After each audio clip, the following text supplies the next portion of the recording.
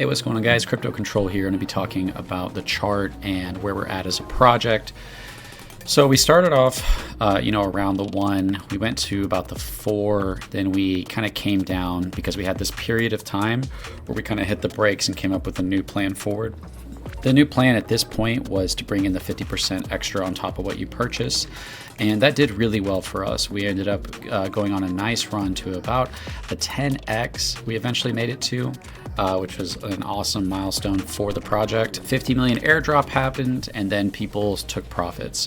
I and the team have not sold a single token. If you go to Dex Tools, it will say that there's tokens that have been sold. It'll say that we sold 14 BNB worth, but that's actually the contract converting into rewards. So it's unfortunate that it says that it's sold. We haven't sold a single token. We've only converted into rewards for you, which is why I say when you look at the chart, you might be like, what is going on? But the thing about Control Token is we don't store all our value on the chart. Right now we have about $150,000 in liquidity, and we have $284,000 in rewards. So this part doesn't show on the chart. So if anybody just looks at the chart, they're not going to know. What that means is that if you buy $100 right now, you'll be getting about $50 attached to your bag. So for only $100 right now, you get about $50 to $60 worth of rewards that are attached to your bag. And those rewards can't go down until they're distributed. The next reward event, the 6 month, this one happens in 22 days. It's our first 6 month reward event.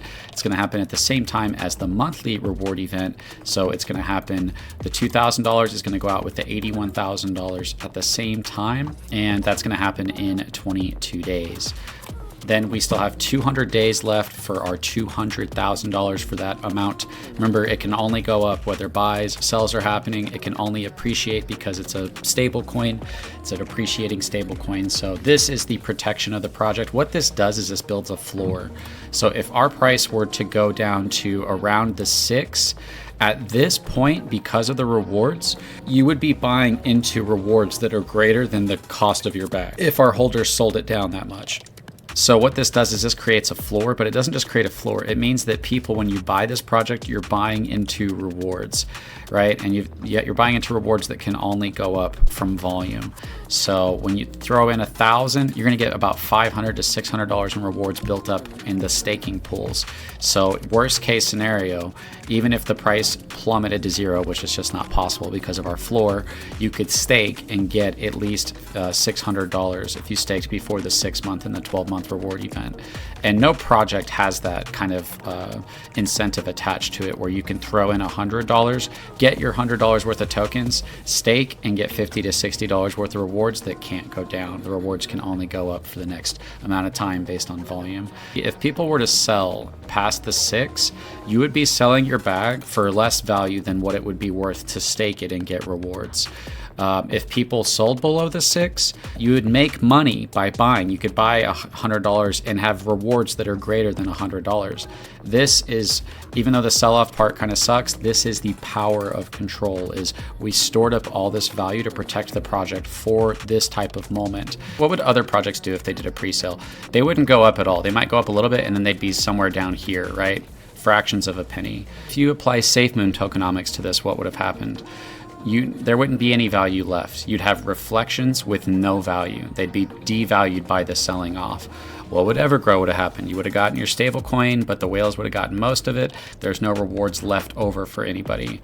But with Control, what we've done is we've taken the rewards from everybody who left. We said, you don't get your rewards. We're going to build those up right here. We've got almost $300,000 in rewards, twice what our liquidity is right now. And we say this is going towards the future of the project and towards the holders of the project.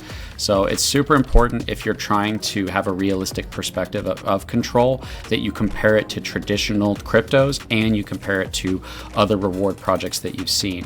Because when you do that, you'll say, you're right, there is no other project that has $300,000 worth of rewards built up while it has 150K in the liquidity. These sell-offs, guys, they're not me. I never have initiated a sell. These are different whales that are choosing to get out of the project. It's their choice to make. I'm not demonizing them for doing so. It doesn't help us grow, but it's their choice to make.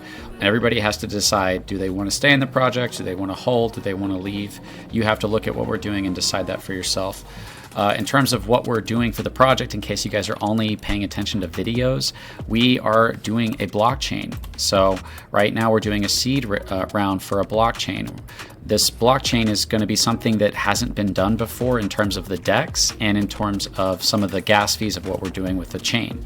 So we're utilizing all the gas fees are going to be going towards the coin and the token. The token basically took this idea and said, what happens if you push a bunch of value into the future? What can you do? And the chain is going to allow for us to push that beyond its boundaries to creating new projects that you've never seen done before. What if you have 50% going towards rewards? What if you had 50% going towards a buyback wallet? What if you had 40% going towards rewards? You know, so you'd be able to store up a lot of value, just how it creates this floor for us. Remember, we only did 13% of buys. Imagine in 40, so that you only had 60% going towards liquidity and you had 40% building your floor.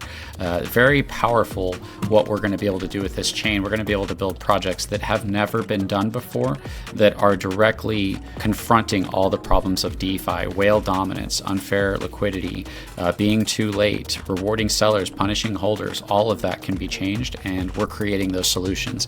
And we're the first ones too. Nobody else is doing this. This isn't your typical blockchain DEX. No one's doing what we're about to do. And so we're going to be creating projects that have never been done before. And when you do the control chain seed round, if you choose to do it, the coin that you're getting benefits from all the gas from the chain, and it's going to be tokenomics without any boundaries. We kind of had to hit the brakes on the blockchain marketing, but we finally have the logo, so this is what the logo is going to look like. And remember, it's only the seed round is the only way to get into this, so definitely don't do any other links.